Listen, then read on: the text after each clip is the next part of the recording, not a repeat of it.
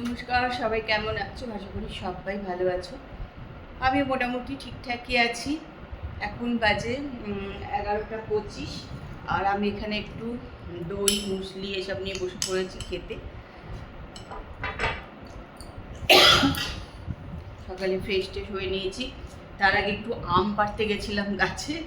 এই দেখো আম পেড়েছি এখানে, এই দুটো আম পেরেছি। আর এটা কি বলতো, গোটাটা খুলে আমার মুখের মধ্যে না রস, মানে যে কষটা সেটা লেগে গেছে। আর আমের কষ লেগে যাওয়া মানে জানো তো, পুরো ফোসকা পড়ে যায় একদম জায়গাটা। তো যাই হোক, আমি সঙ্গে সঙ্গে তো মুখ টুক পরিষ্কার করে ধুলাম জল দিয়ে, বারবার করে সাবান দিয়ে ধুয়ে টুয়ে নিয়েছি। দেখা যাক, যা হবে, আর কিছু করার নেই। তা চলো, ব্লগার এই সীমাতে সকলকে স্বাগত জানিয়ে আজকের ব্লগ কিন্তু এখান থেকেই শুরু করছি। আজকে প্রচণ্ড রোদ উঠেছে এবং প্রচণ্ড গরম, কিন্তু আজকে আবার ভীষণই গরম আছে। তার মধ্যে আমাদের মিষ্টি রানী আজকে কাজে আসেনি, তার শরীরটা ভালো লাগছে না। হতেই পারে, যা গরম না, শরীর খারাপ হতেই পারে। তাই জন্য তাপসকে জলখাবার সকালবেলা করে দিয়ে দিয়েছি, ও খেয়ে চলে গেছে। আমি ফ্রেশ ট্রেশ হয়ে নিয়ে এখন এটা নিয়ে বসেছি, এটা খাবো। তা চলো খেয়ে নিই, পরে আবার আসছি তোমাদের সঙ্গে কথা বলছি। আমি এখানে মানে মাংস অনুযায়ী দইটা একটু বেশি দিলাম। আর এটা হচ্ছে বোনলেস চিকেন, একদম ছোটো ছোটো করে কাটা তো।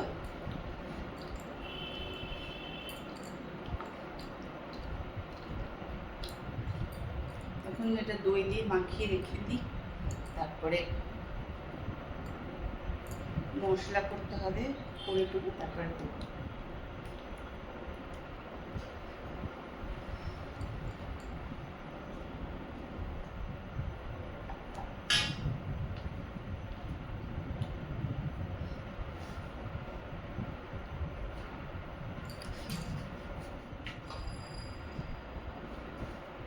এখন আমি সব মশলা নিয়ে বসে পড়লাম, কাটাকাটি করবো।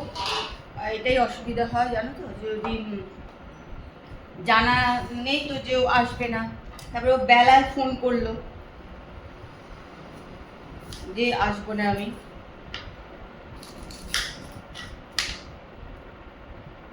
তখন হয়ে যায় অনেক দেরি। কেন, সকালবেলায় তো অন্য অনেক কাজ থাকে না।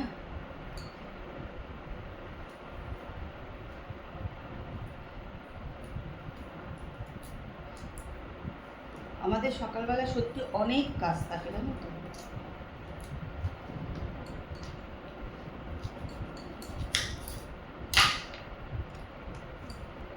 চলো এখন ওই যে মশলা টশলা সব এইগুলো, আদা পেঁয়াজ রসুনগুলো ছাড়িয়ে নিই। দেখো, অনেক দিন ধরেই এই মাটির হাঁড়িটা রেখেছিলাম মাংস রান্না করব বলে, সেটা হয়ে উঠছিল না। আজকে নিয়ে নিয়েছি মাংস। তো আজকে কিন্তু হাঁড়ি অনুযায়ী মাংস কম, যাই হোক। তো এখানে নিয়ে নিলাম মাংস, দিয়ে দিয়েছি একদম একটু পেঁয়াজ কুচিয়ে দিলাম। আর এখানে মশলা করে রেখেছিলাম আদা পেঁয়াজ রসুন, এটাও কিন্তু এর মধ্যে দিয়ে দিলাম।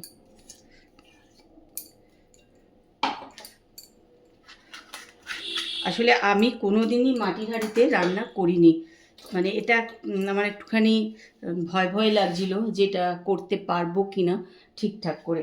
তা সেই জন্যই মানে ভয়ে শুরু করছিলাম না রান্না করাটা আর কি।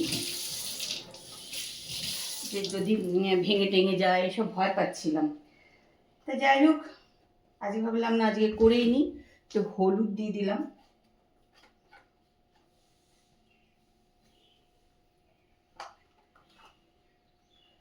লঙ্কা গুঁড়ো দিয়ে দিলাম,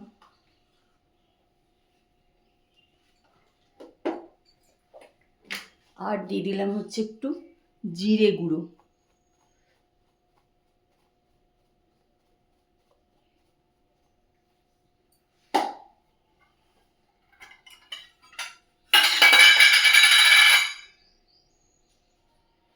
কতগুলো কাঁচা লঙ্কাও দেব, তা দিয়ে দিলাম কাঁচা লঙ্কা ওর মধ্যে, আর দিয়ে দিচ্ছি সর্ষের তেল।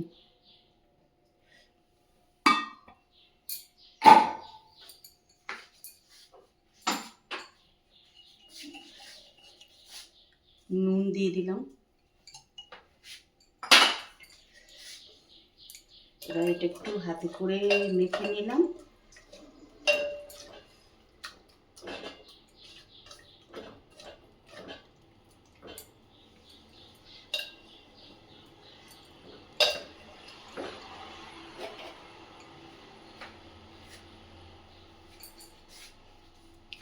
করে আজকে দেখি কেমন হয়। দেখো মাটির হাঁড়িতে মাংস যে বসিয়েছিলাম, তা এই দেখো, দেখে তো মনে হচ্ছে বেশ ভালোই হয়েছে। আর কি বলো তো, খুব ভালো গন্ধ বেরিয়েছে।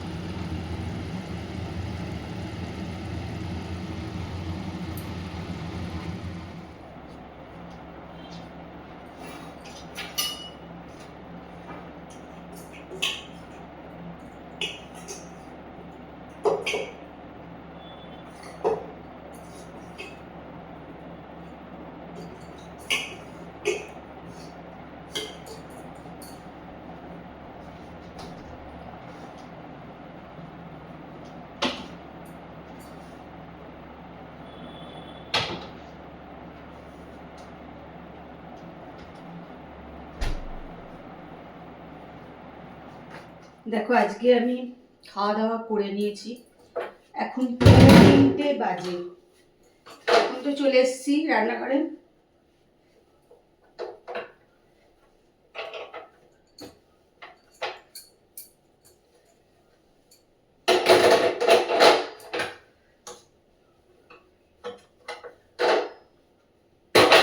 রান্নাঘরটা একটু পরিষ্কার করে নেবো, করে তারপরে চান করতে যাব। তা আজকে এটা করার হচ্ছে কারণ হচ্ছে যে কালকে আমার রান্নাঘরে কাজ হয়েছে, ঠাকুর ঘরে কাজ হয়েছে, জানলা টানলা ঠিকঠাক হয়েছে বলে ঠাকুর ঘরের অবস্থা খুব খারাপ। এবার ঠাকুরের বেদি টেদি তো আমাকেই পরিষ্কার করতে হবে না, তা সেগুলো একবারে সময় লাগবে অনেক, তারপরে দেরি হয়ে যাবে। ওই জন্য খাওয়া দাওয়া করে নিয়েছি, খাওয়া দাওয়া করে একদম চান টান করে তারপরে ঠাকুর ঘরে যাব।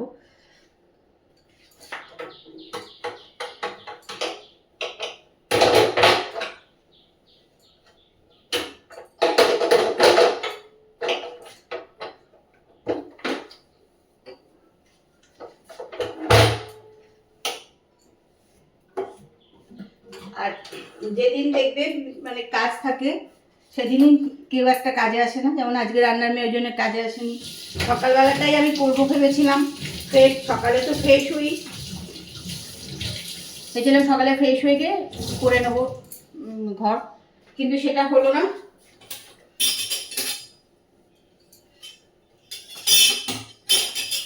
তার একটাই কারণ হলো না, হচ্ছে যে রান্নাঘরে আসতে হলো আমাকে আজকে সকালবেলায়, সেই জন্য সেটা আর করতে পারলাম না। যাই চলো এখন রান্নাঘরটা করে তারপরে চান করতে যাবো।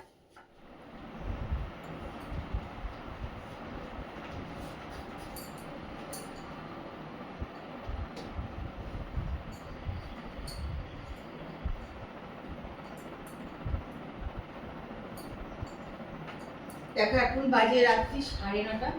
তাহলে চলো ফ্রিজে একটু পরিষ্কার করে দিই, এত কালো তো, এত ছাপ হয়ে যায় হাতে।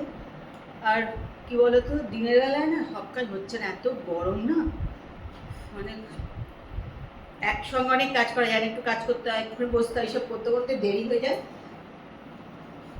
আর আমি রাত্রিবেলায় এইসব কাজ একটু করেও রাত্রিবেলাতেই করি, আমারও সুবিধা হয়।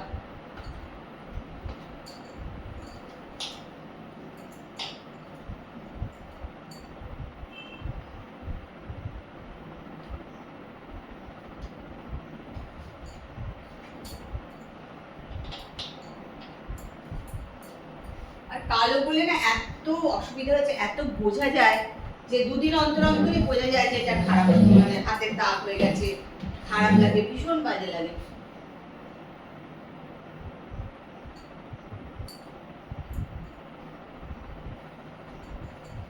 যখন এসছে নতুন এত চকচক করতো, পুরো মুখ পরিষ্কার দেখা যেত। এখন তো হাত দিয়ে দিয়ে অনেকটা ইয়ে হয়ে গেছে, অত আর মানে পরিষ্কার নেই।